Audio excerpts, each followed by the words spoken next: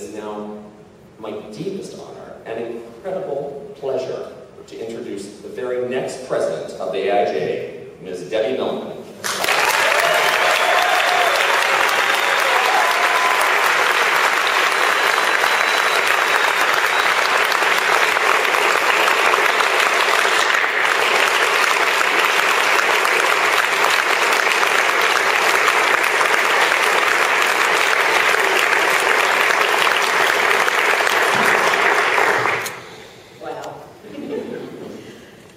Damn, Sean. This man worked hard. He said to me, well, I only work 3 or 4 hours per day during the term of my presidency, but you'll probably be able to do it in 2 or 3. Thank you, Sean. Thank you. I want to share a story with you, and in order to really provide the best possible detail, I've written this all down, which is unusual for me to read a speech, but I really wanted to get all the details exactly right. So the story starts back in May of 2003, May 2nd, 2003. Unbeknownst to me, the illustrator and designer Felix Sockwell posted a discussion on a new weblog at the time called Speak Up that verbatim read as follows. Dear AIGA, for some odd reason I get a free copy of Graphic Design USA.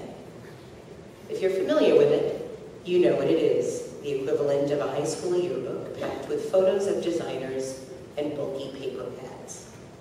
Lots of ads. It's shameful. I weep openly. Another reason to cry is that Debbie Millman, Sterling Brands, New York, your AIGA juror this year, says she's been in the business 20 years and Graphic Design USA has always been the magazine she turns to for cultural relevance and design intelligence. Letters to the editor page, March 2003. Perhaps she is lying simply to see her name in print. Or maybe she's actually telling the truth. Either way, we're doomed. Year by year, the AIGA gets suckered into these deals with these corporate clowns. And it really betrays the trust I have in my profession and you, Felix Sockwell. The article was titled, AIGA Sold Out. A heated conversation ensued and a long list of design luminaries fired up by the questions that Felix posed piled on.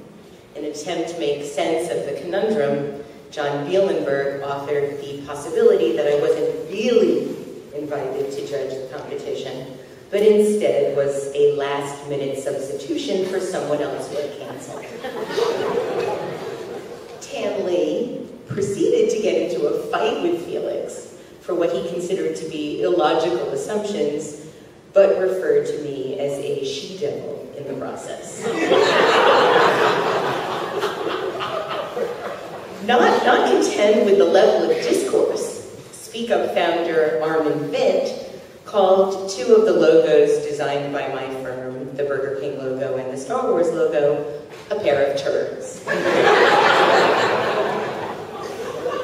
Even Emily Oberman, a designer I had admired from afar for over a decade, who I met in Baltimore at the Baltimore Retreat, weighed in on the discussion. I discovered this online conversation on May 17th, 2003. I was mortified, embarrassed, humiliated, and I patently considered leaving the design business for good. I remember that I cried. And I questioned where this forum came from, who the bullies were that created it, and I wondered whether I would be able to hold my head up in the design community again. What no one contributing to the conversation had any way of knowing was this. Contrary to Felix's opinion, I was not in cahoots with the In fact, after being championed to join both AIGA and the AIGA Brand Experience Board by former board member Cheryl Swanson, I had recently been asked to relinquish my seat on that board by the new incoming group president, who had already ousted the previous president, Pamela DeCesar. I was crushed. Rick Raffay subsequently invited me to judge one category of the annual competition as a way of asking me not to get too discouraged by the turn of events. But on the day of the judging, I nearly got into a fist fight with one of the other package design judges. She was quite well known, and she was so dismissive of my opinions, and I was so reluctant to give in to hers, that after an entire day of battling, we would only agree on 7 winners to include in the annual, and I considered myself banished by the organization. Once again, Rick reached out to me, and he asked me to buck up, to stay tough. And I had recently received an email invitation to become an AIGA mentor at the High School of Art and Design, and he thought this would be a good fit for me. I joined the program and felt relief that the kids didn't reject me, and then I got lucky. After going to a New York City Department of Education mentoring meeting, I met Caroline Kennedy, and when I was introduced to her, she casually thanked me for donating my time to such a worthy cause. Her compliment buoyed my spirit, and at that moment, I asked her if she would be interested in helping the AIGA membership effort, and she subsequently agreed to keynote our upcoming launch event at the Museum of Art and Design. And then after that, things got pretty surreal. Emily Oberman invited me to join the New York chapter. A year later, Sean asked me to run for a seat on the national board, but I told him that he had to realize that if I got rejected, that I might finally kill myself. And in a wonderfully symmetrical turn of events, I was asked to rejoin the Brand Design Special Interest Group. And this past year, Pamela DeCesar and Cheryl Swanson have co-founded the Metro North New York Board, and they're both here today.